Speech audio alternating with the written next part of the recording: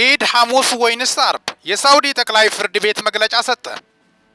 የሳውዲ አረቢያ ጠቅላይ ፍርድ ቤት በመላው ግዛት የሚገኙ ሙስሊሞች የሸዋልን ወር ወይም ኢድ አልፈጥር ጨረቃ ረቡዕ ምሽት መጋቢት 9 ቀን 2018 ዓ.ም ወይም ማርች 18 እንዲጠባበቁ ጥሪ ያቀረበ። እንደ ኡመል ቁራ የቀን አቆጣጠር ረቡዕ መጋቢት 9 የረመዳን ወር 29ኛው ቀን ሲሆን በዕለቱ ጀንበር ስትጠልቅ የጨረቃ እይታ ይከናወናል። አንድ ረቡዕ ምሽት ጨረቃ ከታየች ሐሙስ መጋቢት 10 ወይም ማርች 19 የኢድ አልፈጥር የመጀመሪያ ቀን ይሆናል።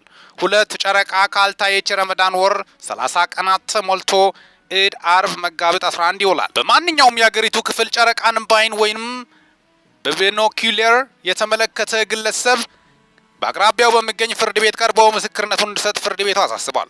ጠቅላይ ፍርድ ቤቱ ይፋዊ ውሳኔ ከመስጠቱ በፊት የምስክሮችን ቃል በጥብቅ እንደሚያጣራ ገልጿል።